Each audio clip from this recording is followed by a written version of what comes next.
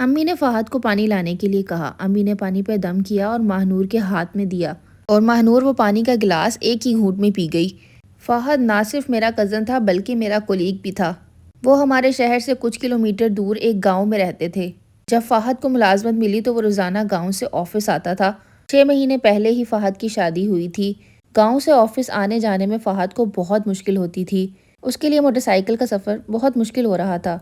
وقت پر آفس پہنچنا اس کے لیے بہت مشکل تھا۔ اس کو بہت ارلی نکلنا پڑتا تھا۔ اسی لیے فہد نے شہر میں شفٹ ہونے کا فیصلہ کیا۔ فہد نے چھوٹا سا مکان کرائے پہ لیا اور کچھ ضروری سامان کے ساتھ وہاں پر رہائش اختیار کر لی۔ جس دن فہد اپنی بیوی ماہنور کے ساتھ شہر میں شفٹ ہوئے، ہم نے ان کی دعوت کی۔ اپنی بیوی اور ماہنور کی اچھی دوستی کروا دی۔ اب وہ دونوں سہیلیاں ہیں، ایک دوسرے کے گھر آتی جاتی ہیں۔ کیونکہ ماہنور گاؤں کی رہنے والی تھی اور وہ پہلی بار شہر آئی تھی، پہلا 1 مہینہ تو اچھا گزر گیا، لیکن اس کے بعد اس کی حرکات عجیب ہونے لگیں۔ وہ بیٹھے بیٹھے آسمان میں دیکھنے لگتی اور کئی گھنٹوں تک آسمان کو دیکھتی رہتی۔ کبھی اس کا شوہر آتا تو وہ اپنے کپڑے پھاڑ کر بیٹھ جاتی، کبھی اچانک ادھر ادھر دیکھنے لگتی جیسے ڈر گئی ہو، مگر ان باتوں کا کسی نے زیادہ نوٹس نہیں لیا تھا۔ مگر کچھ وقت گزرنے کے بعد ماہنور کی حالت بد سے بدتر ہوتی گئی۔ ماہنور کو اب بہت زیادہ دورے پڑنے لگے تھے۔ وہ اپنا سر دیواروں میں مارتی، اپنے کپڑے پھاڑ لیتی، اپنے بال نوچنے لگتی۔ یہ سب صورتحال دیکھ کر فہد بہت زیادہ گھبرا گیا تھا۔ اپنی بیوی کی یہ حالت دیکھتے ہوئے اس نے اب گاؤں سے اپنی ماں اور بہن کو بھی بلوا لیا تاکہ وہ اس کی دیکھ بھال کر سکے۔ مگر اب اس کی حالت روز بروز خراب ہونے لگی تھی۔ ڈاکٹروں سے علاج کروایا لیکن اس کی حالت میں کچھ بھی سدھار نہیں آ رہا تھا۔ عاملوں کے پاس بھی گئے تھے مگر کوئی فائدہ نہیں ہوا۔ اس کی آنکھیں سرخ ہو جاتی، منہ سے جھاگ نکلنے لگتا، جو چیز ہاتھ میں آتی توڑ دیتی، اور جب ماہنور کا دورہ ختم ہوتا تو وہ بالکل نارمل ہو جاتی۔ ماہنور کی حالت میں بالکل بھی سدھار نہیں آ رہا تھا، وہ دن بدن کمزور ہوتی جا رہی تھی۔ میری بیوی بھی ماہنور کی یہ حالت دیکھ کر بہت پریشان رہنے لگی تھی۔ فہد کو کچھ دن بعد محلے کی ایک آنٹی نے بتایا کہ ایک عامل ہیں جو کہ اس چیز کا علاج کرتے ہیں۔ وہ بہت نیک اور پرہیزگار بزرگ ہیں۔ وہ دور ایک شہر میں رہتے ہیں اور اللہ کی رضا کے لیے لوگوں کے لیے کام کرتے ہیں۔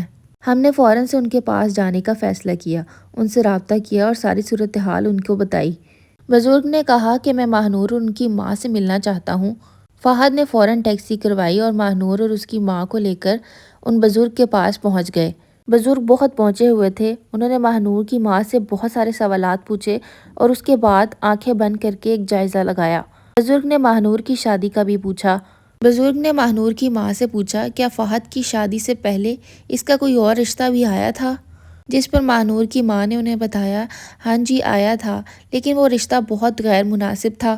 پہلے مہینے تو بات چلتی رہی، پھر ماہنور کے والد کو وہ رشتہ کچھ سمجھ نہ آیا۔ لڑکے کی عمر بہت زیادہ تھی اور سننے میں آیا تھا کہ اس کا کردار کچھ ٹھیک نہیں ہے۔ اس لڑکے کے بارے میں کچھ اور غیر مناسب باتیں بھی پتہ لگی تھیں، جس کے بعد ہم نے شادی سے انکار کر دیا تھا۔ اس کے بعد فہد کا رشتہ آیا جو کہ ہر لحاظ سے بہتر تھا اور اسی لیے ہم نے یہ رشتہ قبول کر لیا۔ بزرگ نے پوچھا کہ ماہنور کے والد کدھر ہیں؟ اس پہ ماہنور کی والدہ نے آہ بھرتے ہوئے کہا کہ وہ تو 2 مہینے سے ہسپتال میں ہیں۔ ڈاکٹرز کو ابھی تک ماہنور کے والد کی بیماری سمجھ نہیں آ رہی۔ پہلے ہم ان کے لیے پریشان تھے اور اب ماہنور کی یہ حالت ہے۔ میری ایک ہی بیٹی ہے جسے میں نے بڑے ارمانوں سے بیایا ہے اور اب اس کی ایسی حالت ہو گئی ہے۔ دوسرا اب اس کے والد بھی ہسپتال میں ہیں، راتوں کی نیند اڑ گئی ہے، میں کہاں جاؤں؟ اس بات پر بزرگ نے مجھے دلاسا دیا اور کہا مایوسی گناہ ہے، پریشان نہ ہو، اللہ کرم کرے گا، انشاءاللہ ماہنور بالکل ٹھیک ہو جائے گی اور اس کا باپ بھی ٹھیک ہو جائے گا۔ بزرگ نے پوچھا جب پہلے رشتے سے انکار کیا تھا تو اس کے بعد کیا کوئی واقعہ ہوا، کوئی خاص واقعہ؟ ماہنور کی ماں نے بتایا جب رشتہ پکا ہوا تھا اس کے بعد ماہنور کے ابو کا کاروبار خسارے میں جانے لگا تھا، آئے روز کوئی نہ کوئی نقصان ہونے لگا تھا۔ جب فہد کے ساتھ ماہنور کی رخصتی ہو گئی تھی اس کے بعد ہمارے گھر میں بھی عجیب و غریب واقعات ہونے لگے تھے۔ گھر کے صحن میں کبوتروں کے پنجے، کبھی دیواروں پر لال دھبے جیسے خون کے نشان، چھت پر اکثر چھوٹے بڑے انڈے۔ یہ سب دیکھ کر مجھے تو اسی وقت ہی ڈر لگنے لگا تھا۔ میں نے ماہنور کے والد کو یہ سب کچھ بتایا لیکن انہوں نے زیادہ دھیان نہیں دیا۔ میں نے انہیں کہا تھا کہ کسی بزرگ سے رابطہ کر لیتے ہیں لیکن انہوں نے یہ کہہ کر ٹال دیا کہ ہم بعد میں چلے جائیں گے، تم زیادہ نہ گھبراؤ، فکر کی کوئی بات نہیں ہے۔ ماہنور کی شادی کو ابھی 2 ہفتے ہی ہوئے تھے کہ اس کے بعد اس کے والد کی طبیعت زیادہ ہی خراب رہنے لگی تھی۔ ہم نے ماہنور سے یہ بات چھپائی ہوئی تھی کہ کہیں وہ اپنے باپ کی ٹینشن نہ لے لے۔ ماہنور کے والد کے بہت سارے ٹیسٹ کروائے لیکن کوئی بھی بیماری سمجھ نہیں آ رہی تھی۔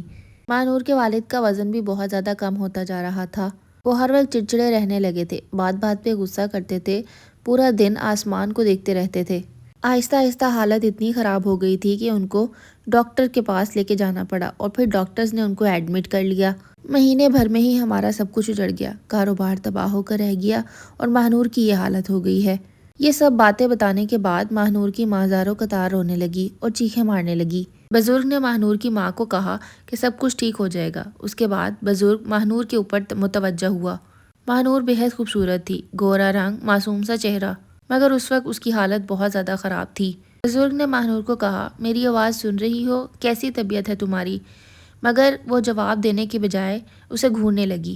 بزرگ نے ماہنور کے سر پہ ہاتھ رکھا تو اس نے نظریں جھکا لیں، پھر انہوں نے دعا کی، ماہنور کو پانی پر دم کر کر دیا اور پھر کہا، ماہنور تم جلدی ٹھیک ہو جاؤ گی۔ ماہنور کی ماں کو کہا کہ آپ سب سے پہلے صدقہ کریں، آج کی رات اسی شہر میں گزاریں اور ہر 1 گھنٹے کے بعد ماہنور کو یہ پانی پلائیں۔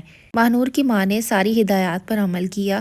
بزرگ نے یہ بھی کہا کہ اگر کوئی غیر معمولی حرکت دیکھیں تو مجھے فوراً اطلاع کریں۔